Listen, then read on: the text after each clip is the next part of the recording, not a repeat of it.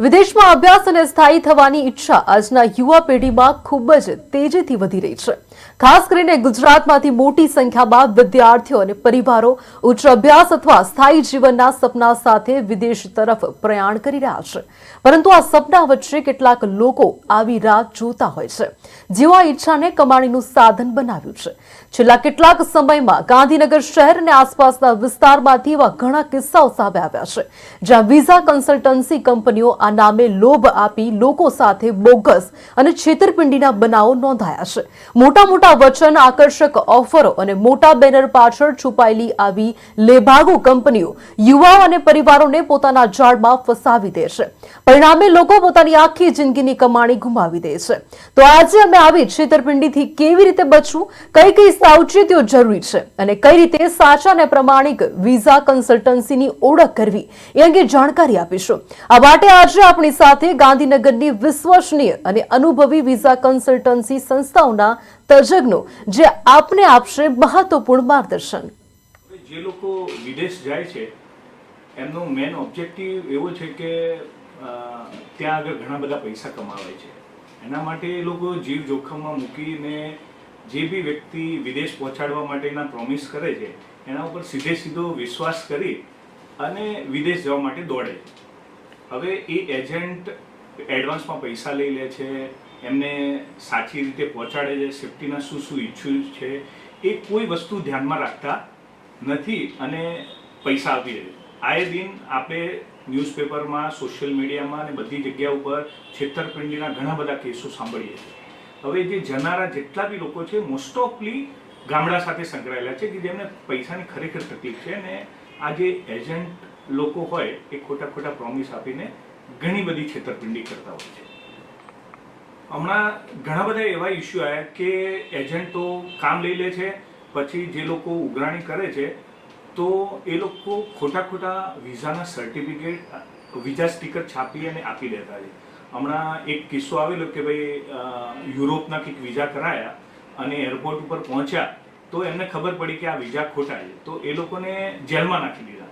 હમણાં જે latest rules પ્રમાણે એવું છે કે જો તમારા વિઝા ખોટા હોય અને તમે ટ્રાવેલિંગ કરવા જાઓ તો જે ટ્રાવેલ કરવા જઈ રહ્યો છે એ બી ગુનામાં સંડોવાઈ જાય છે અને એમને સજાપાત્ર બને છે।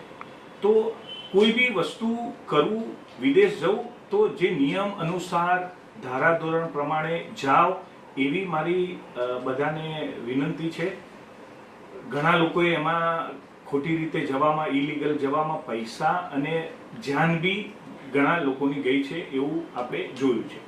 હમણાં નવી સરકાર અમેરિકામાં આવ્યા પછી કેટલાય લોકોને બોર્ડર ઉપરથી પાછા મોકલી દે છે, ઇલીગલી બોર્ડર ક્રોસ કરતા હોય તો એમાં જાનનું જોખમ છે ને પૈસાનું બી જોખમ છે અને જિંદગીભર એ લોકો ખાડામાં ધકેલાઈ જાય છે। એટલે મારી એવી બધાને જરૂર નથી। બાળકો, પેરેન્ટ્સ આ વસ્તુને બહુ સારી રીતે સમજો। India is developing very rapidly. સરસ મજાના બહુ બધા જોબ ઓપોર્ચ્યુનિટીઝ છે અહીંયા। આવા ગેરકાયદેસર શું કરવા આપને આપની જાન જોખમમાં મૂકવી છે? તમારા પેરેન્ટ્સ, તમારું પોતાની લાઈફ, તમારા પૈસા, it is illegal activity, don't do it. અને it is really very disappointing. આપણું ઇન્ડિયાનું પણ નામ ખરાબ થાય છે આ બધી વસ્તુ, એટલે આવું ના કરવું જોઈએ। જનરલી કોઈ પણ કન્સલ્ટન્ટ એજન્ટ ઓર આ બ્રોકર જે તમે કહો છો એ કોઈ પણને ઓરિજિનલ ડોક્યુમેન્ટ્સની રિક્વાયરમેન્ટ નથી હોતી। કોઈ પણ સ્ટુડન્ટ વિઝા હોય એની અંદર તમારું ઓરિજિનલ પાસપોર્ટ કોઈ કન્સલ્ટન્ટ કે એજન્ટને આપવાની જરૂર નથી।